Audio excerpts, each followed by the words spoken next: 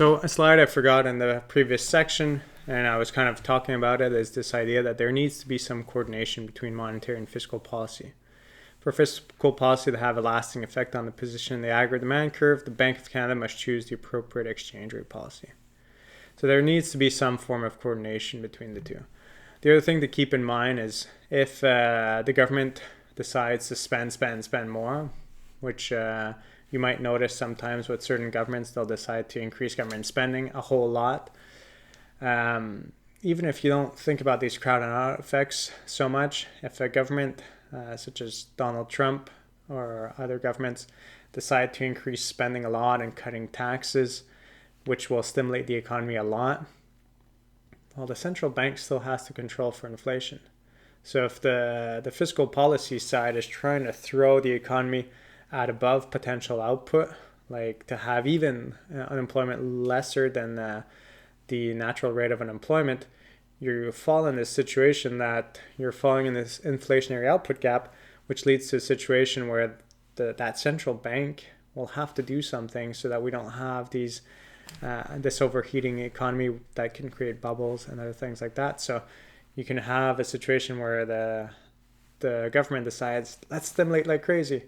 And then the central bank's like, oh shit, we have to really contract the economy because otherwise we're going to have inflation out of control. So we might need to increase interest rates, which then the politician could get not pissed off, but could get unhappy about because he wants to stimulate the economy. He's willing to take on greater deficit to do so. But at the same time, the central bank is kind of increasing interest rates to try to avoid inflationary pressures. So it's very important for both to coordinate. So different ideology between the two. Fiscal policy is often associated to John Maynard Keynes, but as you'll see, John Maynard Keynes was just a big proponent of government intervention.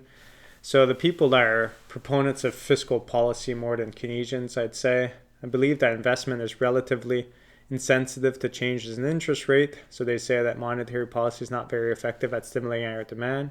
That's why they prefer using fiscal policy. Whereas the monetarists are the people who believe that changes in interest rates lead to a significant change in investment and expenditure, and maybe even to a good exchange rate channel, which is why they like the idea of stimulating the economy. The thing that you have to keep in mind from both of these policies is that there are certain lags involved. If I think of both of the policies, the lags are either in the implementation or in the impact afterwards.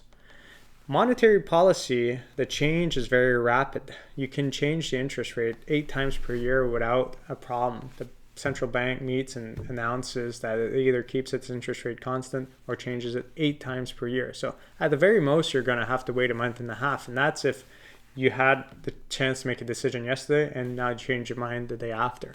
So typically, you're going to make that mind change at some point after the last announcement. So you're not going to have to wait that long before you can actually change interest rates.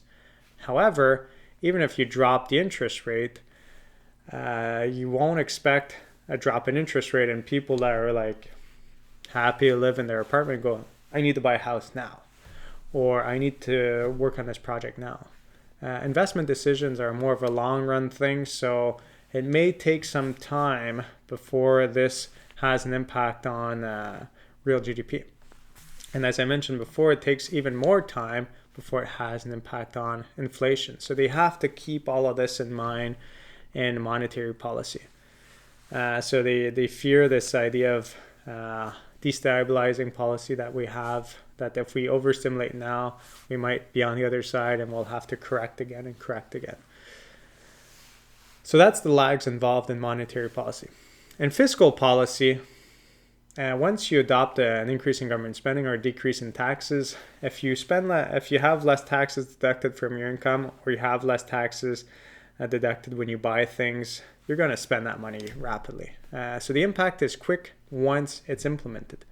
The thing that's slow with fiscal policy is the actual procedure to getting taxes down or government spending up. It often happens in budget season, and to happen at other times needs to be approved, and it can be a very lengthy process. Therefore, the lags in fiscal policy is really an administrative lag. So if I were to compare the two, one's slow to implement, fiscal, but then quick to have an impact. Monetary policies quick to implement, but slow to have an impact. Okay. So based on this, there's case for active or against active stabilization. And then from the stabilization, there's this idea of an automatic fiscal stabilizer. So I'll just go through this first. Because we say that the administrative side of fiscal policy is slow, well, some of it happens automatically. When the economy is slowing down, people pay less taxes. You don't pay a lump sum tax amount. So if you earn less, you pay less taxes. Therefore, it has that impact of lowering taxes. And they pay out more employment insurance, which is an increase in government spending. So all of this happens automatically. So that's a good thing that kind of stabilizes the economy to some extent. But then the case for or against active stabilization is the idea that when the economy is like not at full employment and there's these short run ups and downs, should we stimulate it or not? Well, some of them believe that we should, and some people don't believe that we should because they think that we're going to destabilize by overstimulating when we shouldn't be, and so on.